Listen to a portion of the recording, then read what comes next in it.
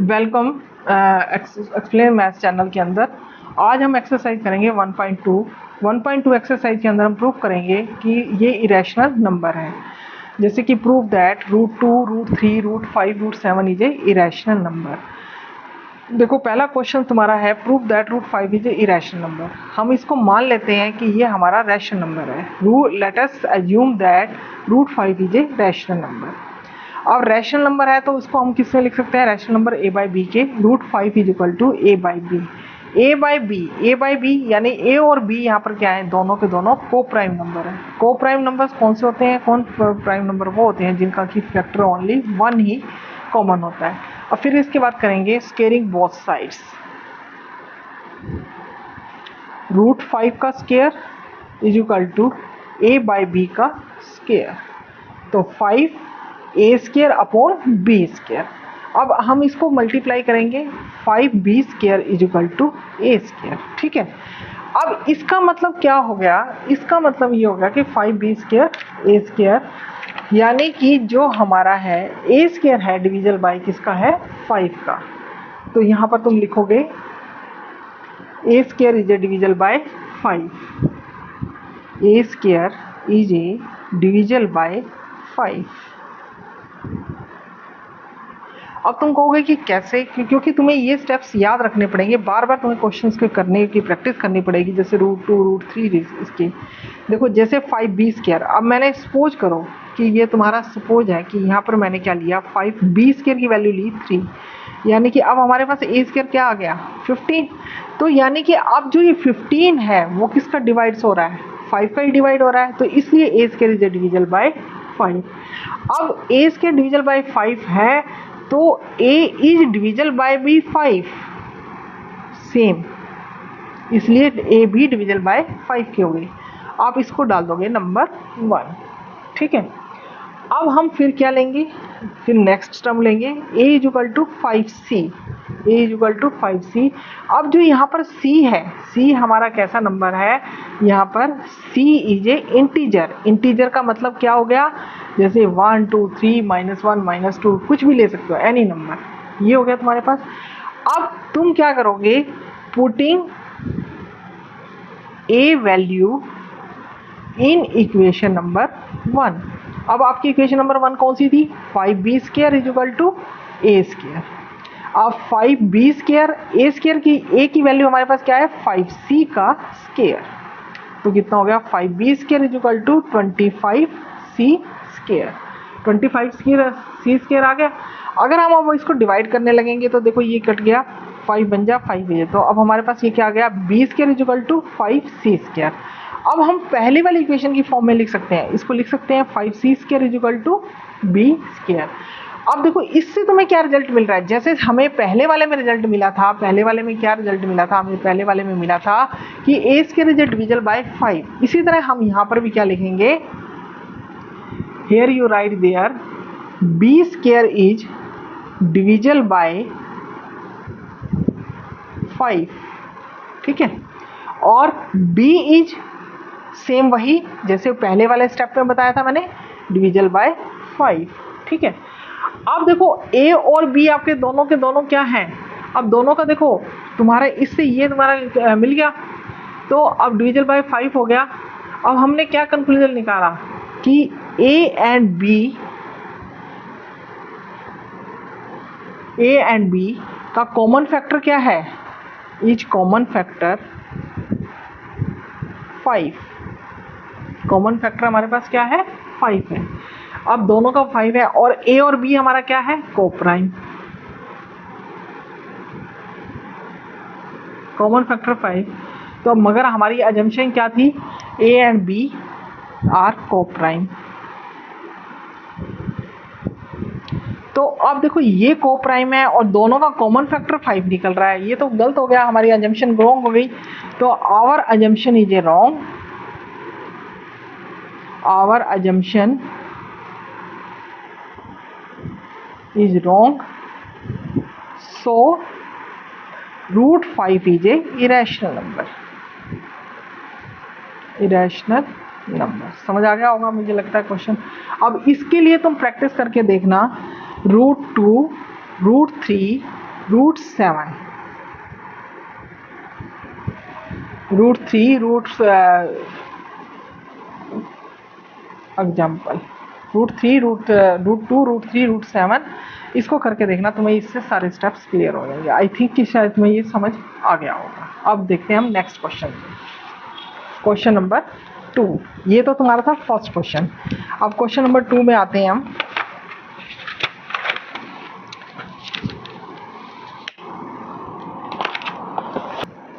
Question number 2 कहता है prove that 3 plus root 5 is irrational. अब देखो सेम वही बात, let assume that 3 plus 2 root 5 is rational number.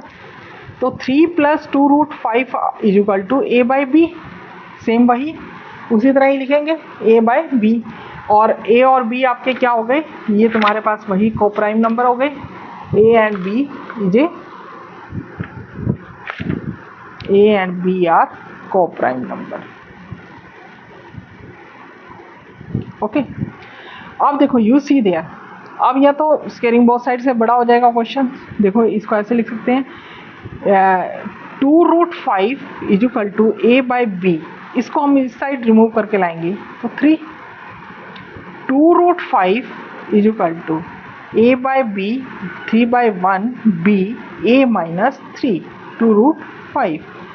अब रूट 5 यूं का यूं लिखा रहने दो, ए माइनस 3, इस 2 को नीचे लेके आओगे तो 2b हो गया। अब वी नाउ दैट की root 5 is a rational number, और ये क्या है, rational. You write here we know that root 5 is irrational number, अभी हमने प्रूव करा था फर्स्ट क्वेश्चन में। और a minus 3 2 is a rational, irrational not equal to rational.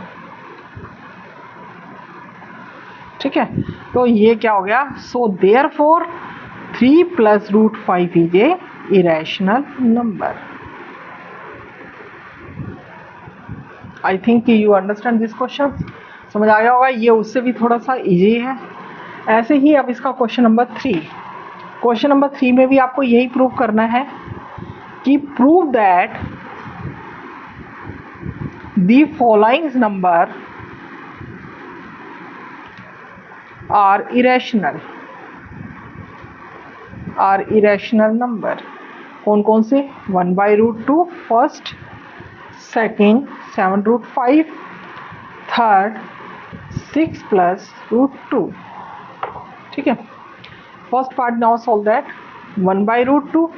एक तो मेथड इसका ये है कि हम इसको मान लेंगे वही 1/√2। क्या करते हैं कि 1/√2 is equal to rational number a by b.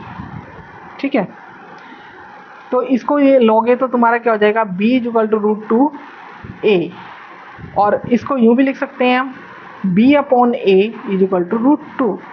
अब we know that √2 is a irrational number और b upon a is rational, irrational not equal to rational. Therefore 1/√2 is a irrational number.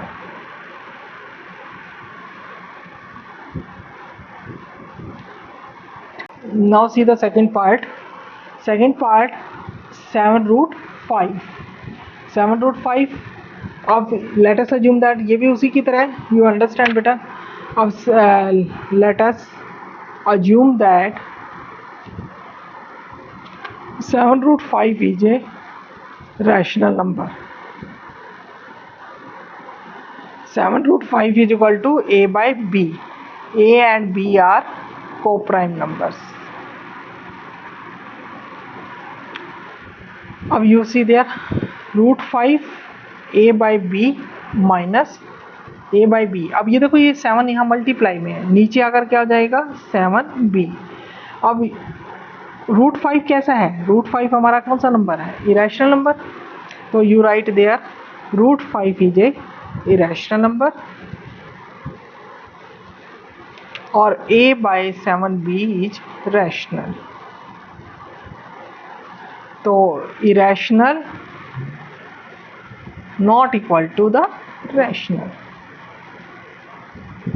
So therefore 7√5 is a irrational number. Okay, now see the next part, third. 6 plus √2, same as it. Let us assume that 6 plus √2 is a rational number.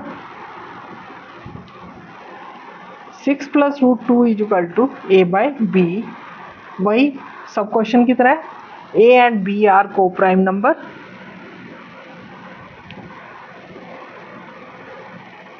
co-prime number। अब 6 plus √2 a by b, 6 plus √2 is equal to a by b, sorry, √2 is equal to a by b minus 6। √2 is equal to b a minus 6b। अब √2 कैसा है, that also is a irrational number। You see there, we know that